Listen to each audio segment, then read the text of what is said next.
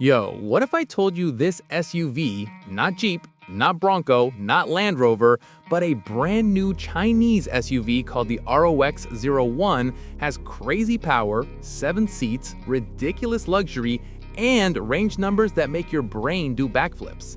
I mean the type of specs where you just stare at the screen like, nah, that can't be right. Someone's trolling. But nope, it's real, it exists, and today we're diving into it. If tech like this also makes you say, how do they keep doing this so cheap? Hit that like button right now and let's get into it. First impressions, the exterior.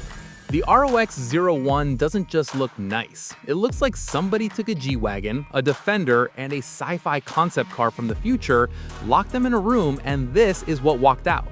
The front is super aggressive. You've got those sharp, angry LED headlights that look like they're staring right through you, a bold grille that feels like it was chiseled instead of designed, and a bumper that screams off-road confidence instead of grocery store parking lot.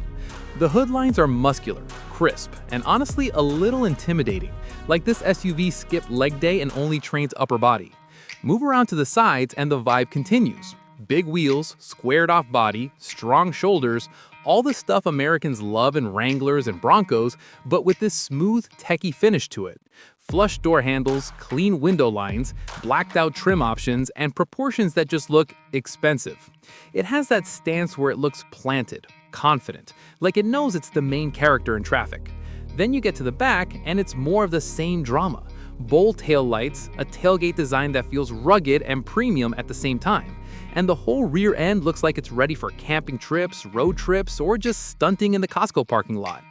If I had to compare it to something Western, it's like if a Land Rover Defender and a Lexus GX had a baby that grew up on TikTok and figured out style matters. It has that mix of off-road boxiness and luxury SUV presence that just works.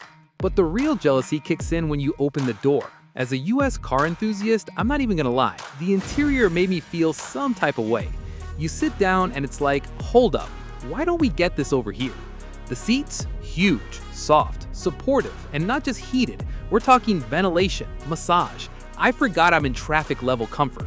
The dashboard is dominated by giant screens, crystal clear driver display, massive center tablet style screen that makes some of our premium brands look low resolution, and then optional rear entertainment so the kids stay busy and don't ask, are we there yet? Every 5 minutes. You've got loads of soft touch materials, leather everywhere, clever storage spots, wireless charging pads, USB ports all over the place, and that subtle ambient lighting that makes nighttime drives feel bougie.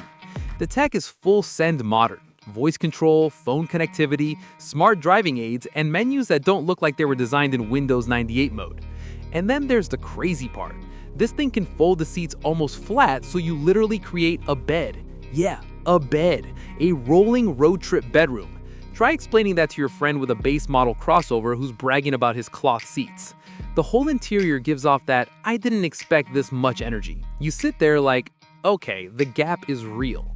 Practicality-wise, this thing is absolutely built for families, trips, and people with way too many target bags. 6 or 7 seats depending on configuration, proper third-row usability, legroom that won't start family arguments, and a trunk that actually exists even with all 3 rows up. Fold the seats and it turns into cargo van mode where you can haul luggage, strollers, camping gear, Costco hauls, or your emotional baggage. All of it fits. Hidden storage spots, cup holders everywhere, wide doors for easy entry. Someone clearly thought about real-life use instead of just brochure photos. Now let's talk what's under the skin. The ROX-01 uses an electrified setup. Think hybrid brain with EV vibes. Daily driving, you can go pure electric for a surprisingly long distance. Perfect for commutes, school runs, or grocery trips without touching gas.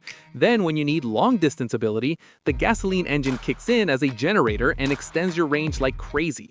Basically, electric when you want, long road trip capable when you need. No range anxiety sweating on long drives. And yes, it moves. Power figures are serious enough to make you grin and say, all right, that's not slow.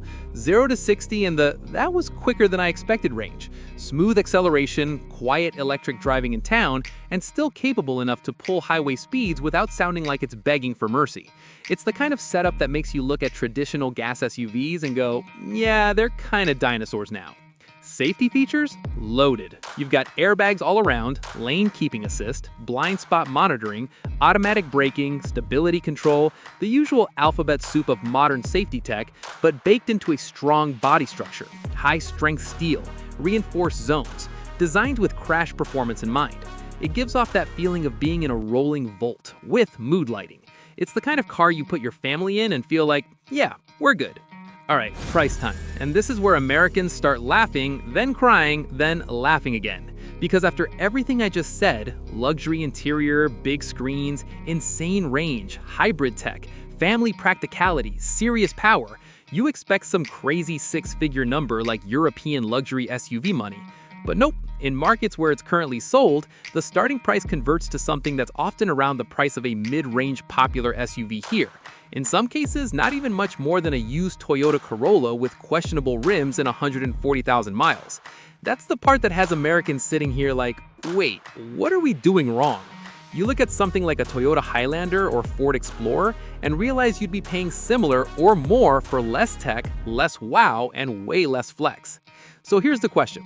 If this thing showed up in the US tomorrow, would you buy this over something like a Toyota Highlander, Ford Explorer, or even a Land Rover Defender? Would you take the risk on the new kid or stick with the safe, familiar badge? I honestly want to know. Drop your answer in the comments because this debate is going to be spicy. What do you think? Future family hero car or future flop? Is this the kind of tech that makes you excited or kinda jealous like me? Smash that like button if you enjoyed the breakdown, hit subscribe because we're just getting started, and tell me in the comments whether you think Chinese brands are about to flip the whole US car market on its head. Don't forget to subscribe because next time we're looking at another insane machine that's shaking up the car world. And trust me, you don't want to miss it.